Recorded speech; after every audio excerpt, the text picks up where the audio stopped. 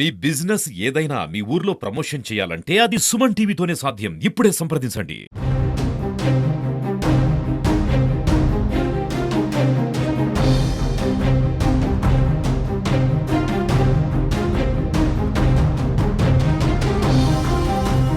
సముద్రం వేట అంటేనే దినదిన గండం. ఎందుకంటే ఎప్పుడు ఏం జరుగుతుందో కూడా తెలియదు. ఏంటి అలలకే భయపడిపోతున్నాను అనుకుంటున్నారా? కాదు. అక్కడ వెనకాతలు చూస్తున్నారు కదా, అతి పెద్ద ప్రమాదం. మరి కాసేపట్లో ఒక్క 5 నిమిషాలు ఉంటే జెట్టీకి చేరుకోవాల్సినటువంటి బోటు, ఉదయం 5 గంటలకు వేట కోసం బయలుదేరినటువంటి బోటు తీరానికి 1 మైలు దూరంలో ప్రమాదానికి గురైంది. కకావికలమైంది. ఎందుకంటే చూస్తున్నారు మీరు, లక్షల రూపాయలు పెట్టి కొన్నటువంటి బోటు, దాని మీద ఎంతో ఆధారపడి ఎన్నోసార్లు ఇంకా వేటకి కొనసాగాలి. అలాగే ఆ జీవన ఉపాధి కూడా దాని మీద ఎంతో మంది బ్రతుకుతూ ఉంటారు. అలాంటిది మరొక 5 నిమిషాలు ఎంత దురదృష్టకరమైనటువంటి సంఘటన అంటే పూర్తిగా అందులో చిక్కుకుపోయింది. అలల తాకిడికి ఏ పాటుకు ఆ పాటు ఊడిపోయి కొట్టుకొస్తున్నాయి. మీరు ఇక్కడ చూడొచ్చు, తీరం వెంబడి ఎవరు ఉండడానికి కూడా భయపడుతున్నారు. ఆ తీరానికి దాదాపు 10-20 మీటర్ల వరకు కూడా బోటు ముక్కలైనటువంటి పాటలు ఎగిసి పడుతున్నాయి. దానికి ఉన్నటువంటి ప్రమాదకర స్థాయిలో అక్కడ మీరు చూస్తున్నారు, ఆయిల్ ట్యాంకర్స్ కానీ మొత్తం బోట్ పాటలన్నీ కూడా ఊడిపోయి చెక్కలు దానికి ఉన్నటువంటి మేకులతో అలల ధాటికి ముందుకు కొట్టుకొని వస్తున్నాయి. అసలు ఎందుకు ఈ బోటు ప్రమాదానికి గురైంది, ఏం జరిగిందో అడిగి తెలుసుకుందాం. కళాసి మనతో పాటు ఉన్నారు. ఎప్పుడు వెళ్ళారు? 5 గంటలకు వెళ్ళారు. ఎవరెవరు ఉన్నారు ఆ టైంలో బోట్లో? ఎవరెవరు? 5 కళాసులు, 5 కళాసీలు ఉన్నారు. మీరు ఇంకా నాతో 4 ఉన్నారు. ఉన్నారు. అంటే ఎప్పుడు ఎలాంటి ప్రమాదాలు ఎప్పుడూ ప్రమాదం లేదండి. ఇంకా 5 నిమిషాల్లో చెట్లకి వెళ్ళిపోదు. పడిందా?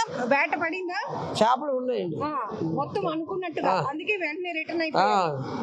ఇప్పుడు ఎంత నష్టం వచ్చింది? నష్టం 10 లక్షలు ఉంటుంది. బోటు ఖరీదు అదే మా బతుకు తెరుగు. తెల్లారు వెళ్తే సాయంత్రం వచ్చేస్తాం. నీకు ఎవరు కావాలి అప్పులు చేసుకుని వెళ్తావు. ఆయనకు వస్తే రాకపోతే అప్పు చేసుకుని వెళ్తాం. అదే మా బతుకు తెరుగు అండి. ఇవాళ మా ఆస్తుల్లో పోయింది. మా బతుకునే దారి లేదు, భవిష్యత్తు లేదు. ఒక బోటు కొంటే దాని మీద 10 మంది దాకా బతుకుతారు. పాటోళ్ళు, కండువాళ్ళు, చేపల కొనుగోలు అందరూ బతుకుతారు. మళ్ళీ ఇక్కడ ఉండే విశాఖపట్నం కూరలకు చేపలు కావాలా, వాళ్ళకి అమ్ముతారు. అందరూ బతుకుతారు. మొత్తం మునిగిపోయారా? ఆ సమయంలో వణికిపోతున్నారు మీరు కూడా. ఏమైంది? ఎందుకు ఏమైంది? ఇంజిన్ ఫెయిల్ అయిందండి. ఇంజిన్ ఫెయిల్ ఆగిపోతే యాంకర్ వేస్తాం. యాంకర్ తో తెగిపోయింది. ఇంకా బలలు ఉంటాయి వదులుతో, ఆ బలాలు దించాం. అవి కూడా తెగిపోయాయి. తెగిపోతే 2 బోట్లు వచ్చాయి. కృషిగారు లాగారు, వేసిన తాళ్ళు కూడా తెగిపోయాయి. ఇలా తెగిపోతే ఇంకా బోటు తెరలోకి వెళ్ళిపోయింది. ఇంకా రక్షించలేము అనేసి 3 మనుషులు ఎక్కించుకున్నారు. 3 మనుషులు ఎక్కించుకున్నారు. 2 ఉన్నారు బోట్లో. 2 నుంచి ఇప్పుడు ఇలా రాయి ఎక్కిపోయి ఇప్పుడు దిగి వచ్చారన్నమాట 2. అది మా బతుకు తెరుగు లేదండి. బతకాలంటే దారి లేదు. ప్రభుత్వం ఏదో మాకు దారి చూపెట్టి చేస్తే బతుకుతాం. ఏమైందమ్మా? ఏంటి బోటు ప్రమాదం ఏమైంది?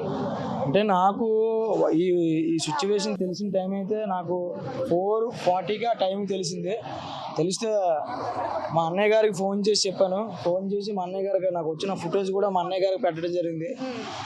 బోటు 1 మైలు లాంగ్లో ఉంటుండగా ఇంజిన్ ఫెయిల్. అంటే ఇంజిన్ ఫెయిల్డ్ అయిపోతే మా బోటుకి యాంకర్ అనేది ఉంటుంది అనమాట. అంటే బచ్చ తెలుగులో ఉక్కు అంటారు దాన్ని. ఆ ఉక్కుని వేస్తాం అనమాట. ఆ ఉక్కు సీ కిందకి వెళ్ళి దాన్ని కరెక్ట్గా పట్టుకుంటుంది. అది పట్టుకుంటే బోట్ని మనం స్టాండర్డ్గా ఏ ప్లేస్లో అవుతుందో ఆ ప్లేస్లో ఆగుతుంది. మనకి ఉక్కు కరెక్ట్గా పట్టుకోపోయింది అనుకో, మనం ఎంత చేసినా సరే బోట్ని ఆపలేము. బోట్ని మనం ఎన్ని విధాలుగా ఆపాలన్నా సరే ఆపలేము అసలు. ఎందుకంటే మనకి ఎంత గట్టిగా ఈ ప్రమాదం జరగడానికి ఇంకో కారణం ఏంటంటే, ఇది బాగా ఈ బోటు తెరల్లోకి దగ్గరగా ఉంది. కొద్దిగా సీ లోనుకుంటుంటే వీళ్ళు గాలికి మా ఫిషర్మెన్స్ గాలికి అయితే అటైనా వెళ్ళిపోవాలి, లేకపోతే మేలుకైనా దూరాలి. అప్పుడు ఇంకా రిస్క్ అయిపోతున్నాం. చాలా రిస్క్ అయిపోతున్నాం. అంటే ఇప్పుడు ఇక్కడ బీచ్ ఇక్కడికి వచ్చింది కాబట్టి ఏదో దేవుడి దయ వల్ల మా అందరు దీన్ని బట్టి వీళ్ళు ఈరోజు అందరూ సేవ్ అయ్యారు, మాకు అదే చాలు మేము అనుకుంటున్నాం. కానీ కొన్ని కోట్లకి లక్షలకి సరిపడిన ఆస్తి ఒక రోజు మేము తెల్లవారు లేస్తే మాకు తెలిసి మేము గంగమ్మ తల్లికే 2 చేతులెత్తి మేము దండం పెట్టి బయలుదేరిన రోజులు మాకు. అలాంటిది ఈరోజు మా వాళ్ళకి ఇలాంటి పరిస్థితి వస్తుందని అనుకోలేదు. నాకు తెలిసి బాగా ఈ 2024 నుంచి కానీ మిగతా ఇయర్స్ నుంచి మా ఫిషర్ మ్యాన్సే ఎక్కువ శాతం చనిపోవడం, బోట్లు మునిగిపోవడం ఎక్కువ శాతం అదే జరుగుతుంది. ఓన్లీ మా ఫిషర్ మ్యాన్ మాత్రమే. ఇది మాత్రం మేము చాలా బాధాకరమైన విషయం ఇది మాకు. ఇప్పుడు మేము మాట్లాడిస్తూ ఉంటాం, మీ వేట కానీ మీ పనితీరు ఎంత కష్టంగా ఉంటుందో. చూడడానికి ఏదో బీచ్ అందంగా ఉందనుకుంటాం కానీ అంత అందంగా మీ బ్రతుకులు ఉండవు. చాలా కష్టపడతారు. వెళ్ళిన వాళ్ళు మళ్ళీ తిరిగి వస్తారో కూడా లేని పరిస్థితి. ఇందాక ఒక్కసారిగా భయపడ్డారా బోటు అలా ఆగిపోయినప్పుడు? భయపడ్డాం, బతుకుతాం బతుకు చచ్చిపోతాము, మాకు నమ్మకం లేదు బతుకుతామని.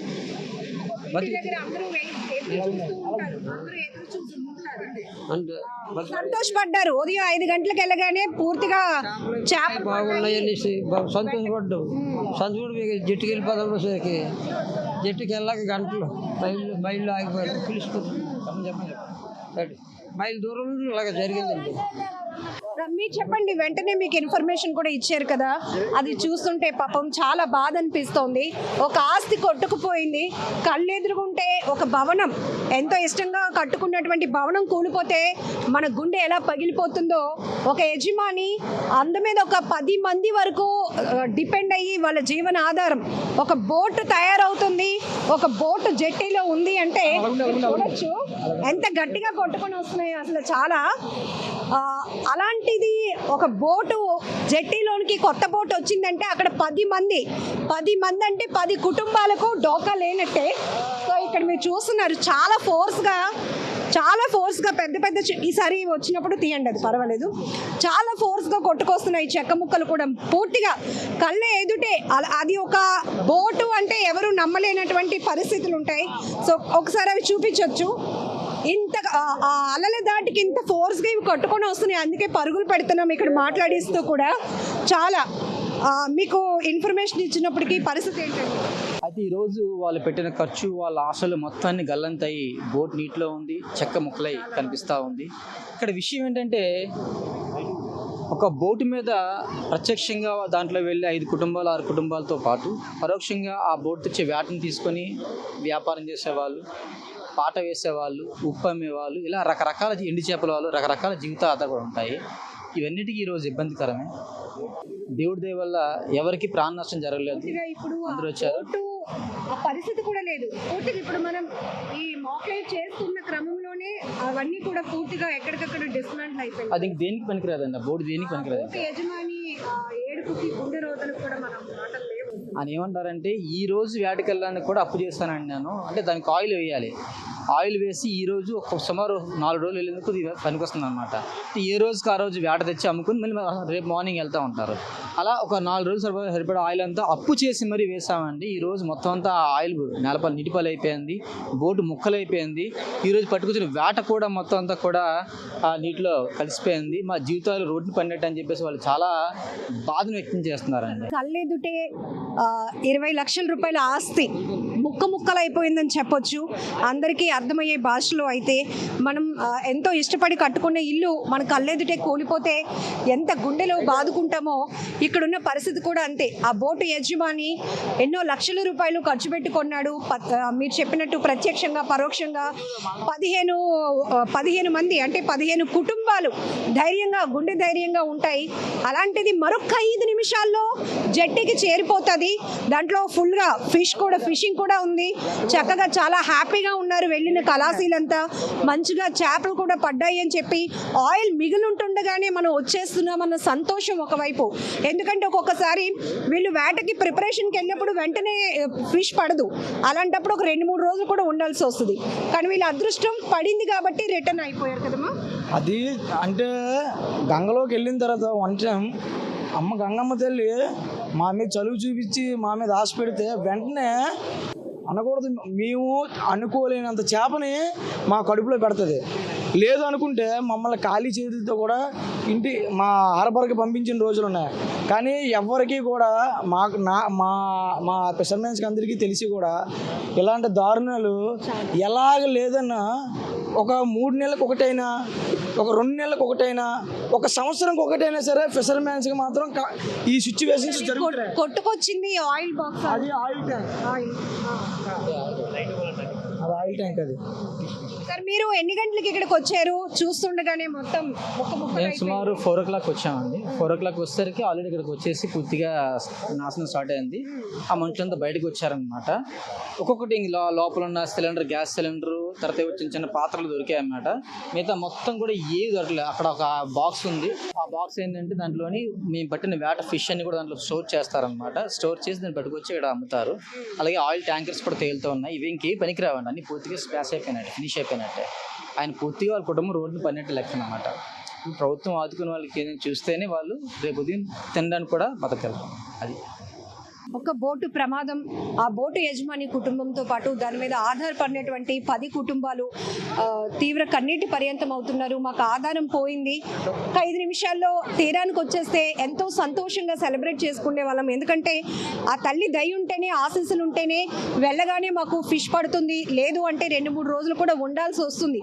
అలాంటిది ఉదయం 5 గంటలకి వేటకు వెళ్ళాము. చక్కగా ఫిష్ కూడా పడింది. ఆయిల్ మిగులు ఉంటుండగానే వచ్చేస్తున్నాము అని సరదాలో ఉన్నాం, ఆనందంలో ఉన్నాం. ఇంతలోనే మరొక 5 నిమిషాలు ఎంత దురదృష్టకరమైనటువంటి పరిస్థితి అంటే అందరూ చూస్తుండగానే ఇంకా అక్కడ బోటు అని చెప్పడానికి కూడా లేదు. మొత్తం పూర్తిగా ఎక్కడికక్కడే మీరు చూస్తున్నారు. పెద్ద పెద్ద చెక్క ముక్కలు కూడా కొట్టుకొచ్చి కాళ్ళకు తగులుతున్నాయి. దగ్గరికి వెళ్ళే ప్రయత్నం చేసినప్పటికీ కూడా ఇంకా ఆయిల్ ట్యాంక్స్ కానీ, లేకపోతే ఉదయం వేటకు పడినటువంటి చేపలు ఉన్నటువంటి స్టోరేజ్ బాక్సులు అన్నీ కూడా తీరానికి కొట్టుకొస్తున్నాయి. చాలా బాధాకరం. ఈ కుటుంబానికి ప్రభుత్వమే సహాయం చేసి ఆదుకోవాలని మనమందరం కోరుకుంటున్నాం. కెమెరా పర్సన్ శేఖర్తో లక్ష్మి, సుమన్ టీవీ, వైజాగ్.